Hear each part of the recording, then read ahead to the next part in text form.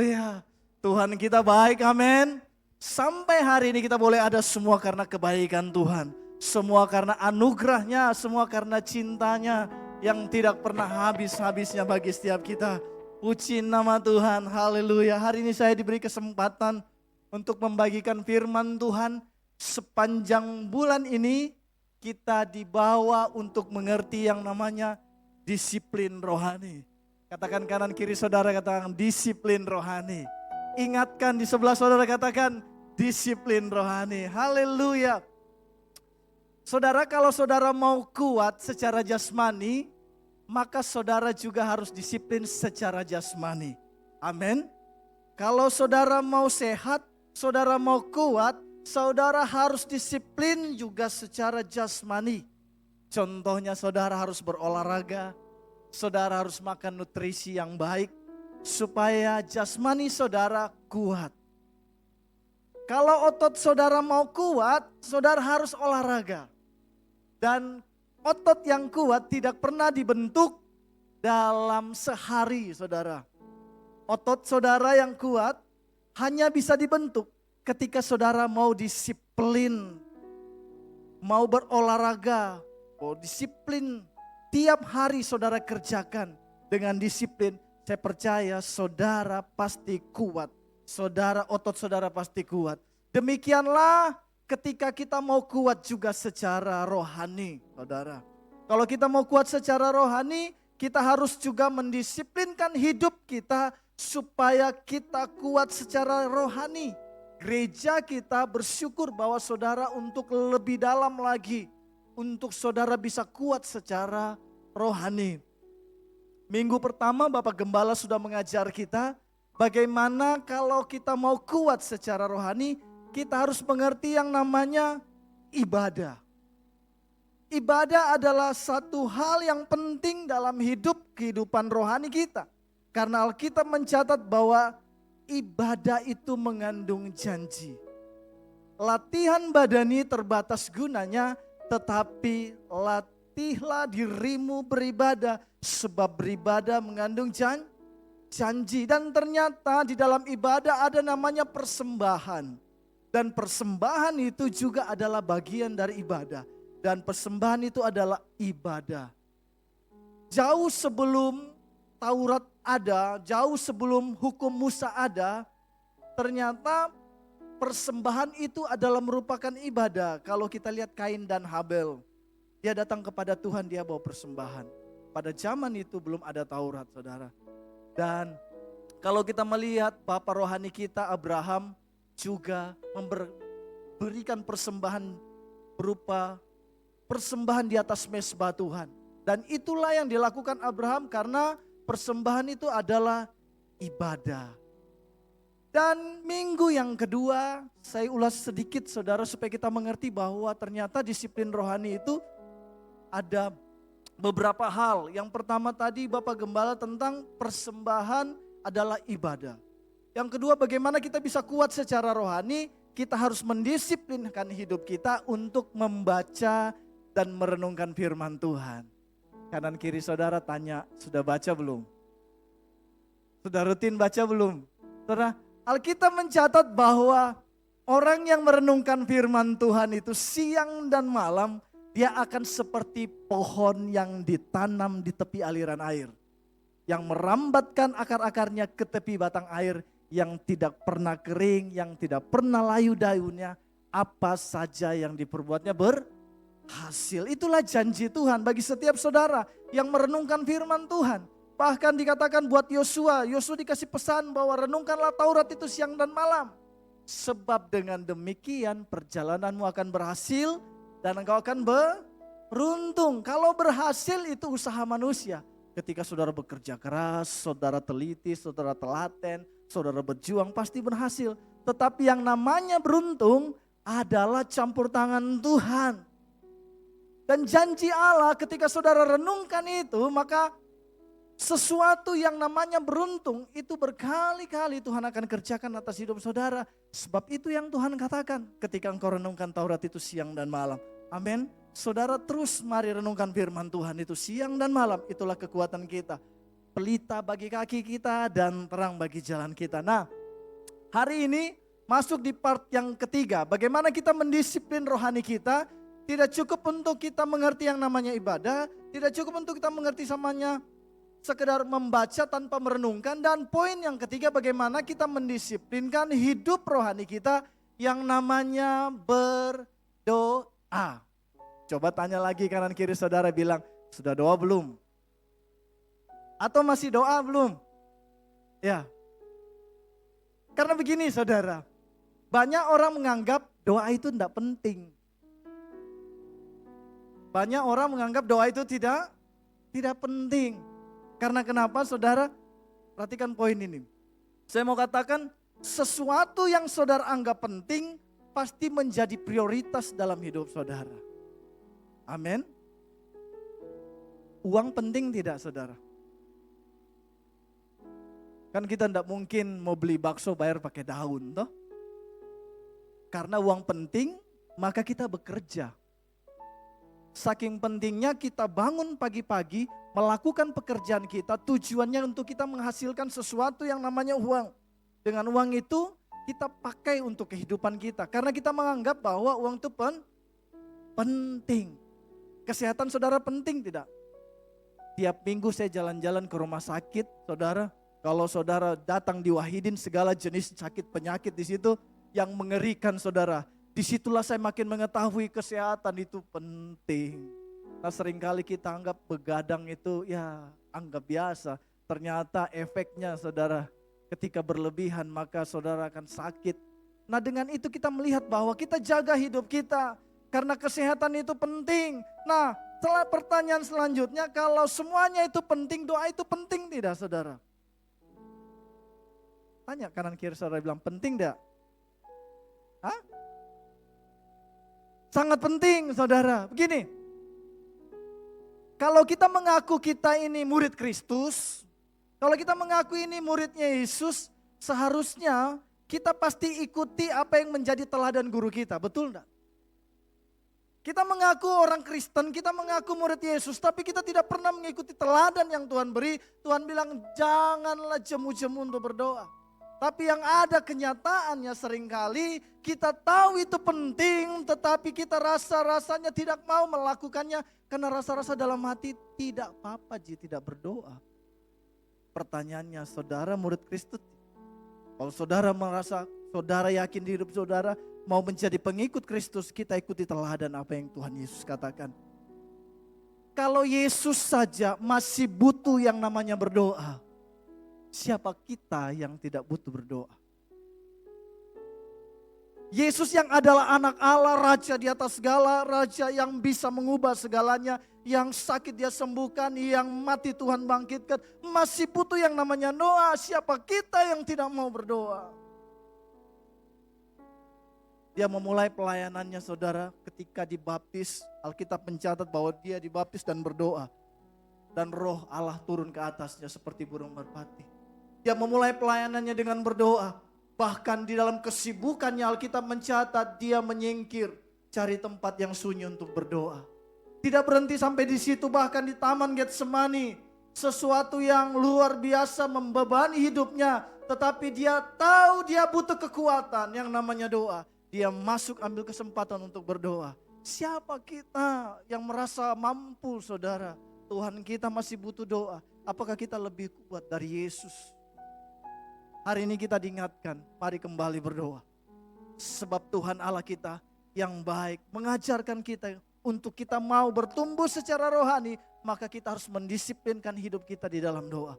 Bahkan di atas kayu salib Tuhan bilang, saudara masih pikir ini salib saudara terpaku di situ, saudara bisa bayangkan. Dia masih bisa berdoa. Dia bilang, Tuhan ampunilah mereka. Mereka tidak tahu apa yang berbuat. Dalam keadaan sangat-sangat terjepit, dia tahu kepada siapa dia bergantung. Oleh karena itu dia tahu penting itu doa dalam hidupnya.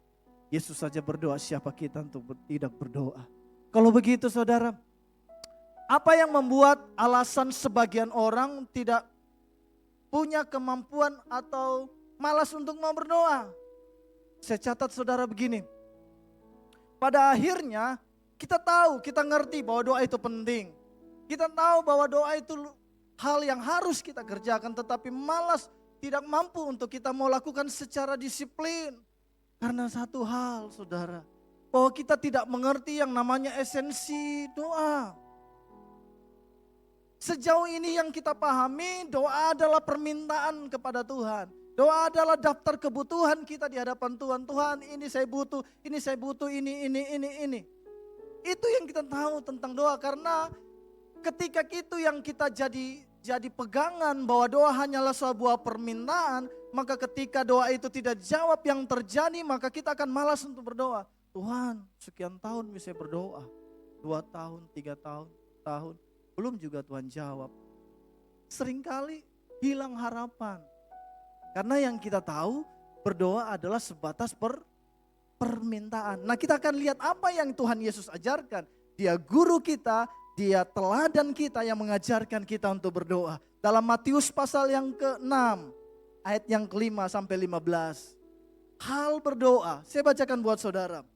Ini perkataan Yesus sendiri saudara. Ini bukan perkataan Nabi atau Rasul, tetapi Yesus sendiri berkata, dan apabila kamu berdoa, janganlah seperti orang munafik. Mereka suka mengucapkan doa dengan berdiri dalam rumah-rumah ibadat dan tikungan-tikungan jalan raya, supaya mereka dilihat orang. Aku berkata kepadamu, sesungguhnya mereka sudah mendapat upahnya. Ayat yang ke-6, tetapi jikalau engkau berdoa, masuklah ke kamarmu, tutuplah pintu, dan berdoalah kepada Bapamu yang tersembunyi, maka Bapamu yang melihat yang tersembunyi akan membalaskannya kepadamu. Saudara, kita orang Timur, kita orang Indonesia, paling tidak suka yang namanya, ya yang selama ini saya lihat ya, bahwa kita adalah bagian orang yang tidak suka pamer doa. Buktinya apa saudara? Jangankan pamer, disuruh berdoa. Sebentar doa syafaat ya dalam pelayanan. Jangan saya, jangan saya, diamu. Tuh. Doa makan saja, jangan saya, diamu, saya tidak siap.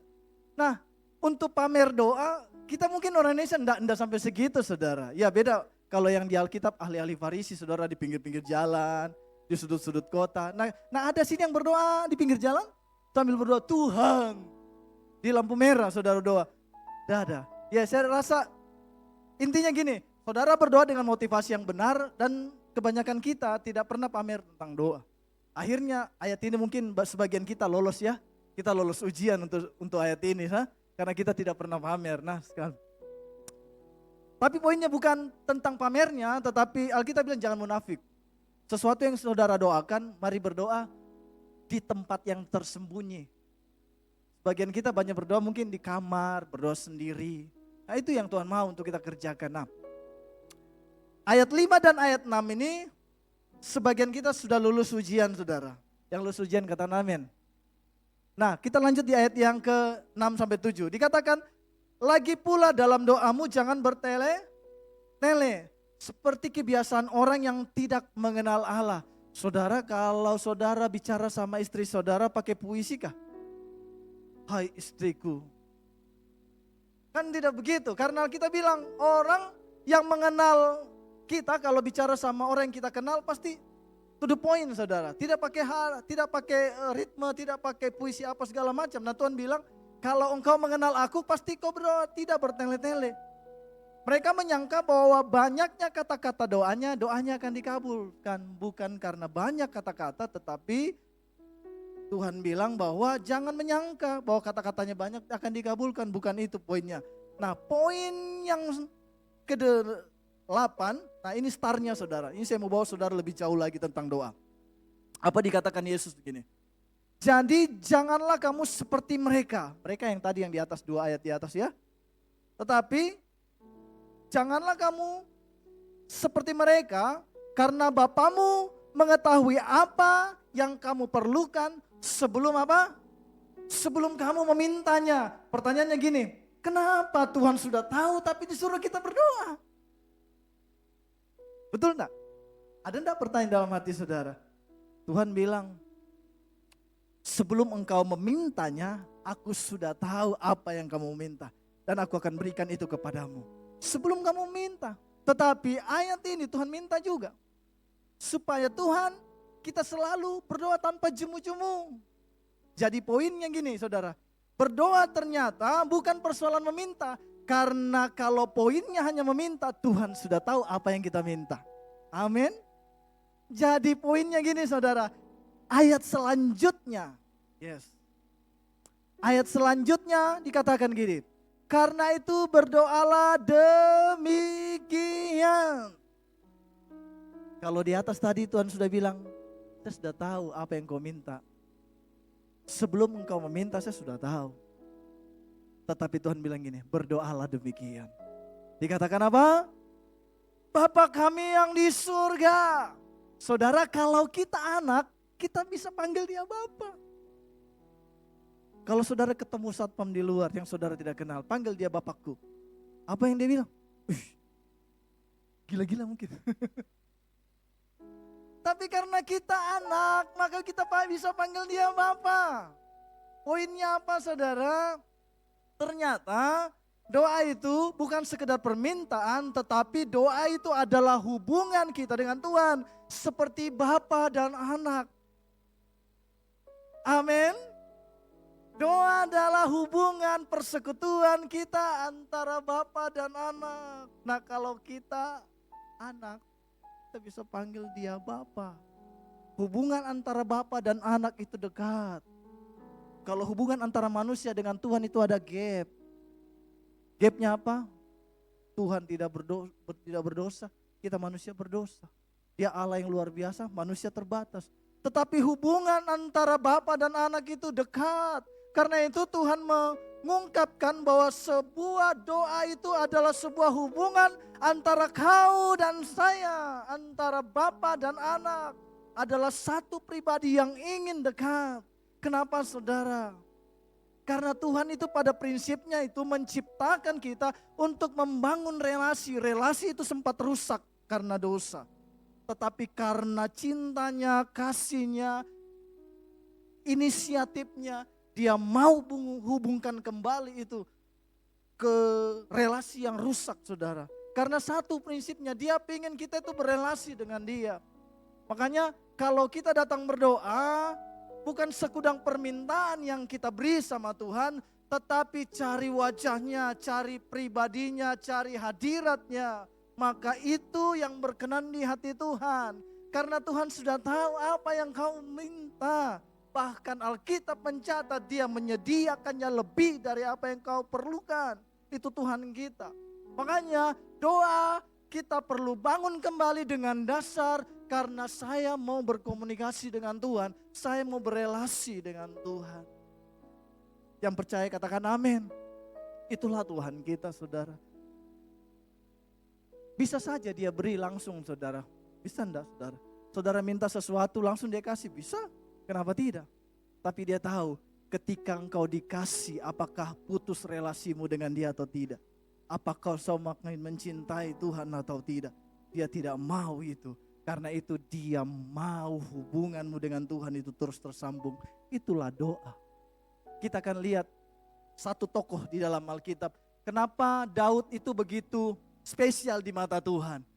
Daud begitu, Alkitab mencatat dia berkenan di hatiku. Tuhan sendiri berkata dia berkenan di hatiku. Mari kita buka dalam Mazmur 27 ayat 4. Dikatakan, satu hal yang telah kuminta kepada Tuhan, itu yang kuingini, diam di rumah Tuhan seumur hidupku dan menyaksikan kemurahan Tuhan. Bukankah Daud yang punya masalah dikejar-kejar oleh Saul? Bukankah Daud itu orang yang begitu sibuk, begitu takut dikejar. Dia lagi sementara dikejar oleh anaknya Absalom. Di padang gurun dia menjadi pelarian, Alkitab bilang bahkan dalam lembah kekelaman pun dia sudah pernah masuk. Tetapi bukan itu yang dia minta, dia datang sama Tuhan. Tuhan, saya cari pribadimu, saya cari hadiratmu. Dikatakan aku mau diam dalam rumahmu. Satu hal yang ku minta kepadamu Tuhan, tidak ada yang lain. Bisakah kita seperti itu? Kenapa Daud spesial di mata Tuhan? Karena dia datang cari Tuhan. Bukan cari jawabannya, karena dia tahu Tuhan tahu jawaban yang terbaik buat Daud saat itu. Bahkan dalam Mazmur 63 ayat 1. Saya bacakan buat saudara. Apa yang dikatakan Daud? Mazmur Daud ketika ia ada di padang gurun Yehuda. Ya Allah, Engkaulah Allahku. Aku mencari Engkau, jiwaku haus kepadamu, tubuhku rindu kepadamu seperti tanah kering dan tandus tiada berair. Dikatakan ketika aku di padang gurun. Padang gurun saudara bisa bayangkan seperti apa saudara? Kering, gersang, panas, tidak ada AC. Saudara bisa bayangkan kalau ada AC. Apa yang menjadi padang gurun saudara saat ini? Bisakah saudara berkata, Tuhan saya cari wajah-Mu, saya cari hadirat-Mu, pribadi-Mu seperti tanah kering yang tiada berair. Lebih dari segalanya Tuhan minta kita membangun hubungan itu yang terpenting seperti Daud. Daud memahami ini, Daud ngerti ini. Sehingga bukan permintaan dia kerjakan di dalam doanya. Tetapi dia katakan, aku haus akan Engkau. Saudara kalau haus, yakin dan percaya. Ketika saudara datang dan haus akan Tuhan. Tuhan juga tahu hati saudara. Dia tidak akan biarkan engkau terus haus. Dia akan puaskan engkau. Dia akan puaskan engkau dengan caranya. Dengan caranya yang ajaib. Kita tidak pernah tahu cara Tuhan seperti apa. Tapi percayalah, Dia akan puaskan engkau. Jadi mari kejar hubunganmu dengan Tuhan. Itulah yang menjadi esensi doa. Amin. Haleluya. Yesus juga berkata begini. Barang siapa tinggal di dalam aku tinggal di dalam dia, minta. Minta apa saja yang kamu kehendaki maka aku kerjakan, aku berikan kepadamu. Poinnya apa? Ketika kita tinggal di dalam dia, ketika dia di dalam kita, Alkitab menjadi janjinya buat kita. Bahwa dia akan menyediakan apa yang kita minta. Dia Allah kita yang luar biasa, amin. Firman Tuhan tidak pernah gagal. Saya sudah rasakan, saya sudah nikmati itu. Dan betapa Tuhan terlalu baik dalam hidup saya. Jadi ubah mulai hari ini cara pandang kita tentang doa. Doa bukanlah sekedar permohonan, saya datang Tuhan ini permohonanku, ini permintaanku, saya percaya Tuhan sediakan. Tidak salah saudara, justru salah. Ada sebagian orang bilang, salahkah kalau kita minta? Tidak. Tetapi esensi lebih daripada itu lebih dalam saudara, yaitu hubungan saudara dengan Tuhan. Mari datang dengan Tuhan dengan roh yang haus dan rindu akan Tuhan, bertemu dengan Tuhan. Saudara, kalau saudara dapat pribadinya, pertolongannya itu berkali-kali saudara. Kalau saudara dapat pertolongannya sekali, tetapi kalau saudara peluk pribadinya, maka pribadinya akan menyertai saudara terus menerus. Dia akan kerjakan sesuatu demi sesuatu luar biasa dari kemenangan demi kemenangan buat saudara. Amin. Haleluya. Itulah esensi doa yang pertama saudara, hubungan saudara dengan Tuhan. Esensi yang kedua tentang doa saudara. Ayat selanjutnya dikatakan 6 dan 10, ayat pasal 6 di 10 tadi kita sampai di ayat yang 9. Yang 10 dikatakan, datanglah kerajaanmu, jadilah kehendakmu. Yang kita mau ketika kita berdoa, kehendak kita yang jadi. Nah itu kan bertolak belakang dengan mau Tuhan. Makanya kenapa doa kita lambat dijawab, karena seringkali kehendak kita yang mau diberlakukan.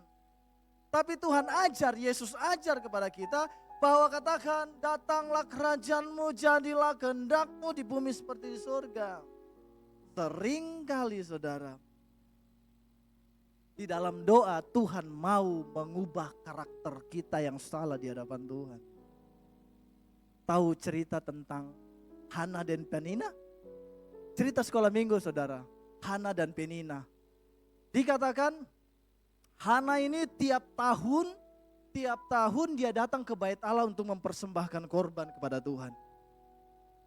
Karena Hana ini mandul, dalam setiap persembahan yang datang kepada Tuhan dia berdoa, Tuhan berikan aku anak. Tuhan berikan aku anak. Hana dan Penina adalah istri dari Elkana. Penina punya anak, Hana enggak punya anak. Jadi Hana berdoa buat anak karena si Penina diberikan anak. Jadi Elkana punya 2 istri. Satu namanya Hana, satu namanya Penina. Penina punya anak, Hana enggak punya anak. Karena itu setiap tahun dia datang ke bait Allah, mempersembahkan korban sekalian berdoa buat Tuhan. Tetapi Alkitab mencatat tiap tahun dia datang tidak dikasih anak. Alkitab mencatat dia sakit hati sama Penina. Karena Penina selalu membuli dia, kau tidak punya anak, kau tidak disayangi sama suamimu. Saya punya. Jadi sakitlah hati Penina, jadi dia berdoa sama Tuhan, Tuhan aku sakit hati, saya minta anak supaya Penina juga tidak membuli saya. Tapi apa yang terjadi, Tuhan jawabkah tidak saudara? Karena motivasi dari Hana berdoa, meminta anak karena sakit hati sama Penina, Tuhan Alkitab catat tidak diberikan dari tahun ke tahun. Sampai satu saat dia punya motivasi gini, Tuhan saya sudah sadar, motivasiku bukan lagi karena sakit hati sama Penina. Tapi saya mau berdoa buat anak. Karena nanti anak ini saya berikan kepada Tuhan seumur hidupnya. Langsung tahun berikutnya Tuhan jawab. Nanti saudara bisa baca ayatnya. Poinnya apa saudara? Tuhan lebih seringkali lebih ingin mengubah hati kita yang salah daripada sekedar mengubah situasi kita yang kita mohonkan sama Tuhan. Karena itu lebih penting.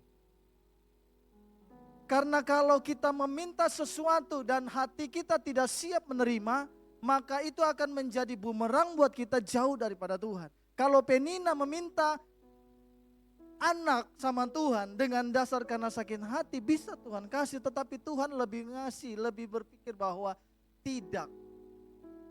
Tetapi ketika hatinya lurus meminta sesuatu yang seturut dengan kehendak Tuhan, maka Tuhan beri buat dia. Apa yang kita minta hari ini?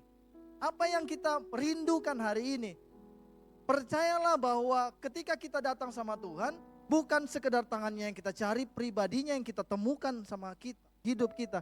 Sehingga doa adalah bagian pembentukan karakter. Karakter kita semakin serupa dengan Kristus. Ketika saudara berdoa masuk dalam ruang doa saudara, rasa-rasanya berat. Dan ketika saudara keluar dari ruang doa saudara, doa belum dijawab, tetapi hati saudara sudah mulai tenang. Saudara tidak lagi gelisah, saudara tidak lagi khawatir, ada kekuatan baru di dalam hidup saudara. Yesus ketika dia berdoa, Tuhan lalukanlah cawan ini daripadaku. Alkitab berkata, dia tidak lalu cawan itu, tetap dia jalani. Tetapi apa? Ketika selesai dia berdoa, Alkitab mencatat dia keluar dengan kekuatan baru dan berkata kepada murid-muridnya, ayo waktuku sudah dekat. Seringkali kita mau Tuhan ubahkan keadaan kita. Tetapi kita tidak mau mengubah motivasi kita yang salah tentang sesuatu yang kita minta. Tuhan mau ketika kita masih dalam doa yang dia mau kerjakan lebih daripada sekedar jawaban, yaitu mengubah sikap hati kita. Amin. Haleluya. Kalau kita lihat lagi kisah tentang bangsa Israel keluar dari tanah Mesir, saudara. Alkitab mencatat sebenarnya 40 tahun, sebenarnya tidak 40 tahun harus sampai. Tetapi Tuhan bawa berputar-putar sampai 40 tahun. Alkitab mencatat supaya apa? Tuhan menguji hatinya. Tuhan menguji hatinya apakah dia mengasihi Tuhan atau tidak. Atau mengasihi Allah-Allah lain. Alkitab catat itu. Dan hari ini Tuhan, kalau kita merasa bahwa saya berputar-putar, mari koreksi hidup kita. Apakah tujuan hati kita sudah benar di hadapan Tuhan? Apakah kita bisa berkata dalam segala keadaan, Tuhan tetap baik dalam hidupku. Tuhan tetap baik dalam hidupku. Saudara pernah masuk di dalam sebuah gua? Anak-anak petualang pasti pernah masuk. Atau saudara pernah dengar echo mic yang bergelombang saudara? Ketika saudara saudara masuk dalam sebuah goa, di Toraja banyak goa, ya di dalamnya banyak peti-peti. Saudara masuk sebuah goa, kalau saudara berteriak, saya jelek. Apa yang terdengar di kepala telinga saudara? Jelek. Betul? Tapi kalau saudara berkata, Tuhan baik. Yang kembali, Tuhan baik, Tuhan baik, Tuhan baik, Tuhan baik. Sekali saudara berkata Tuhan baik, berkali-kali pekerjaan Tuhan baik dalam hidup saudara. Satu kejadian saudara sekitar 15 tahun lalu. Saya bawa ibu saya bonceng naik motor. Mau pergi pelayanan khotbah di suatu gereja. Karena saya tahu jalan raya itu adalah jalan satu arah. Karena memang mau pelayanan jadi harus cepat. Jalan satu arah itu berarti tidak ada kendaraan dari depan. Tapi tiba-tiba saya tidak tahu muncul dari mana. Tiba-tiba dari depan ada keluar dari sebelah mobil yang sudah diparkir. Dia balap juga. Saya mau berhenti tidak bisa karena saya tahu ketika saya rem depan pasti terguling-guling. Jadi saya rem belakang. Jadi rem belakang tuh goyang-goyang begini. Kami tidak bisa terhindarkan. Saya berkata Tuhan baik. Terjadi benturan kayak banteng sesama banteng, saudara. Puak. Ibu saya yang sementara saya bonceng, dia bercerita. Tadi itu saya pikir rapture. Karena saya sedang menyanyi, kenapa saya tiba-tiba lihat motor ada di bawah. Ibu saya gemuk, saudara. Kok bisa terbang setinggi itu? Dia bilang, saya pikir tadi rapture. Saya bilang tidak. Iyo. Apa yang terjadi saudara, Tuhan itu baik. Kalau dipikir lihat kondisi motor yang sudah terlipat-lipat, kita juga pasti ada yang terlipat toh. Entah tangan, kepala, kaki, jari. Tetapi Tuhan baik, yang ada cuma tergores-gores. Saya katakan Tuhan baik. Nah menjadi kebiasaan saya apapun yang saya mau kata, ada orang yang latah saudara. Kita belajar jangan latah. Ketika kita latah, latahnya Tuhan baik. Yes, amin. Ada orang bilang latahnya yang jorok-jorok, latahnya yang lain-lain. Tapi mari kita latahnya itu Tuhan baik, Tuhan baik, Tuhan baik. Seperti tadi di dalam gua saudara. Sekali saudara bilang Tuhan baik, maka yang kembali baik, baik, baik, baik. Nah Tuhan mau kita dalam doa itu seperti punya sesuatu yang diubahkan Tuhan. Cara kita berpikir, cara kita berambil keputusan. Itu terjadi di dalam doa. Pembentukan karakter kita terbentuk di dalam doa. Amin. Yes. Saudara, janji Tuhan itu kan ya dan amin. Dia kerjakan atas hidup kita. Tetapi antara kenyataan dan janji Tuhan itu ada gap. Gapnya apa? Kekhawatiran. Gapnya apa? Tidak percaya. Gapnya apa saudara? Ragu-ragu. Nah kita bilang gini, janji Tuhan itu kan diberikan kepada anak. Kalau saudara tahu bahwa saudara anak, saudara berhak ambil itu. Tetapi kenyataannya berbeda.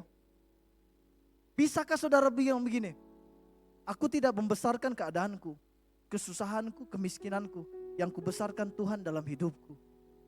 Saudara tidak lagi berkata tentang keadaanmu, tetapi saudara bicara tentang keadaan, kepada keadaan, bukan tentang keadaan, tetapi bicara kepada keadaan. Yesus ajar saudara itu. Dia bilang begini, kalau engkau punya iman sebesar biji sawi, bisa kau berkata kepada gunung ini, pindah dan beranjak. Gunung di depan kita seperti satu hal yang tidak bisa kita gapai. Gunung lebih besar dari kita. Tetapi Yesus sendiri bilang, kau bisa berkata kepada gunung itu beranjak dan pergi ke laut. Terdamparlah engkau. Keadaan Indonesia yang kita lihat kenyataannya seperti itu. Ekonomi naik, ekonomi susah, dolar naik, apa segala macam. Boleh terjadi karena ini masih dunia. Tetapi kita bisa berkata Tuhan yang pelihara saya. Tuhan yang tolong saya. Tokoku pasti baik karena Tuhan yang menyertai. Dia Allah Immanuel. Yes. Apapun gunung saudara hari ini, mari berkata kepada gunung ini beranjak ke tempat lain. Bukan di tempat ini. Yesus ajar itu. Ada sebagian orang sorohan, enggak. Tuhan mau ajar kita beriman, punya iman. Di dalam doa kita dibentuk, iman kita dibentuk. Kasih kita semakin luar biasa di hadapan Tuhan. Kita masih punya iman, bangkit saudara. Tuhan lebih ingin pembentukan karakter kita daripada sekedar jawaban. Sampai sini saudara mengerti, amin? Yang percaya katakan amin. Yang pertama tadi doa adalah persekutuan kita dengan Allah. Doa adalah pembentukan karakter. Yang terakhir saudara, doa menyukakan hatinya Tuhan. Kenapa saudara doa itu menyukakan hati Tuhan? Yang pertama, terhubung antara Bapa dan anak. Saudara ketika saya pulang kerja, anak saya tanpa diminta dia peluk. Papi. Tenang enggak saudara? Saudara yang punya anak tahu. Tetapi saudara yang belum punya anak, tunggu Tuhan tolong. Yes. Seperti kayak begitu saudara. Ketika kita datang sama Tuhan di dalam doa itu menyukakan hatinya Tuhan. Karena memang misi Tuhan itu terhubung antara Bapa dan anak. Tuhan mau itu. Kenapa juga Tuhan senang? Karena gini. Tuhan mau kerjakan sesuatu yang besar buat hidup saudara. Yang percaya katakan amin. Di dalam doa Tuhan mau kerjakan sesuatu yang besar di hadapan saudara. Buat saudara. Kejadian kisah tentang Daniel. Daniel dikatakan, mari kita baca sama-sama. Kita lihat Daniel pasal 6 dikatakan, demi didengar Daniel bahwa surat perintah itu telah dibuat, pergilah ia ke rumahnya, di dalam kamar atasnya ada tingkap-tingkap terbuka ke arah Yerusalem. 3 kali sehari ia berlutut, berdoa serta memuji Allahnya seperti kebiasaan yang dilakukannya. Di ayat yang pasal 6 ayat 4, maka Daniel ini melebihi para pejabat tinggi dan wakil raja itu. Karena itu ia memperoleh roh yang luar biasa dan raja bermaksud menempatkannya atas seluruh kerajaannya. Menyukakan hati Tuhan karena kita masuk dalam rencana Allah yang besar. Daniel di tengah keadaannya dilarang untuk berdoa. Tidak boleh berdoa selain kepada raja. Dia tetap lakukan, dia tetap kerjakan. Alkitab mencatat dia diberikan roh yang luar biasa dan dibawa Tuhan masuk kepada rencana Allah yang besar. Saya tidak tahu di tempat ini saudara satu demi satu akan dibawa Tuhan seperti apa. Tetapi janjinya ketika kita serius disiplin rohani kita di dalam doa, Tuhan bawa kita seperti Daniel. Amin. Itu iman kita, itu janji Tuhan. Tuhan rindu mau memberikan yang besar. Tuhan tidak kasih yang kecil. Tetapi besar ke hati kita menerima, siap ke hati kita menerima. Dia mau kerjakan yang besar. Karena itu ketika saudara berdoa, menyukakan hati Tuhan. Kenapa? Dia mau bawa saudara masuk dalam rencana Allah. Makanya doa Bapa kami tidak diawali dengan permintaan. Diawali dengan hubungan, diawali kita dengan pembentukan karakter kita. Dan nanti di poin selanjutnya baru meminta. Dan inilah janji Tuhan ketika engkau dibawa Tuhan menyukakan hatinya. Tidak perlu kau minta. Ketika kau menyukakan hati Tuhan, dia bawa saudara masuk dalam rencana Tuhan yang besar. Rencananya tidak pernah gagal, sebab dia Tuhan yang mengerjakan itu atas hidup saudara. Yang ketiga, saudara, mengapa menyukakan hati Tuhan? Dikatakan, engkau masuk dalam misi Allah. Kenapa? Yohanes pasal 15 ayat yang ke-16. Saya bacakan buat saudara. Dikatakan, bukan kamu yang memilih aku. Tetapi apa saudara? Tetapi akulah yang memilih kamu. Dan aku telah menetapkan kamu. Supaya apa? Supaya kamu pergi menghasilkan buah. Lanjut. Dan buahmu itu tetap. Supaya, ini janjinya. Supaya apa yang kamu minta kepada Bapa dalam namaku, itu akan diberikan kepadamu.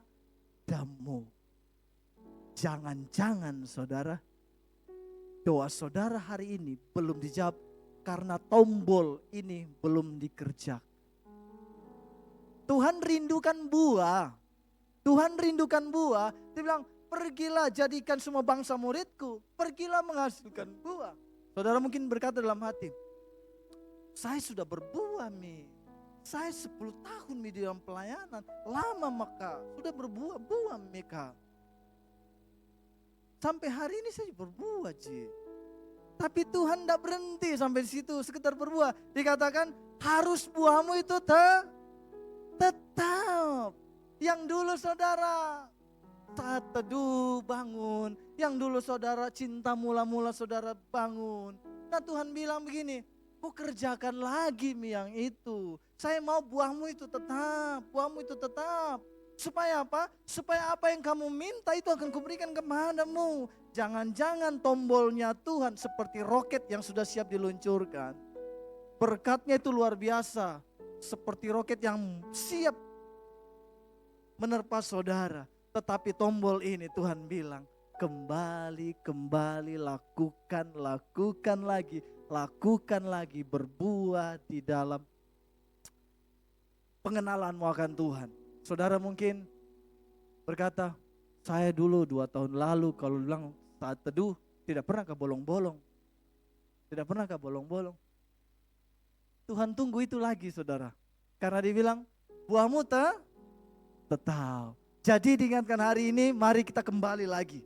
Kembali lagi membangun kita punya disiplin rohani kita. Yang dulu mungkin kita setia sama Tuhan, kita kurang setia. Yang dulu kita tidak lagi berdoa, sekarang lagi kita berdoa. Dan Tuhan mau itu kita kerjakan. Dengan demikian Tuhan katakan, supaya apa yang kamu minta. Haleluya, Dia Tuhan yang siap memberikan semuanya itu. Tetapi adakah kita mau kembali kepada Dia? Di dalam doa kita, di dalam permohonan kita, di dalam kedekatan kita akan Tuhan. Puji nama Tuhan, inilah firman Tuhan yang singkat pagi hari ini. Biarlah mengubah paradigma kita, berpikir kita tentang doa. Doa bukan lagi tentang permintaan, tetapi hubungan dengan Tuhan. Di dalam doa kita, karakter kita terbentuk. Tuhan lebih ingin mengubahkan sikap hati kita daripada sekedar permohonan karena Dia Tuhan. Allah kita yang sudah tahu apa yang kita butuhkan. Haleluya. Dan Dia tahu bahwa setiap doa kita menyukakan hatinya. Karena hubungan kita dengan Tuhan tersambung. Karena Dia mau bawa kita dalam rencana Tuhan yang besar. Karena Dia Tuhan yang merindukan buah itu mengalir dalam setiap hidup kita. Mari kerjakan kembali buat kemuliaan Tuhan. Puji nama Tuhan.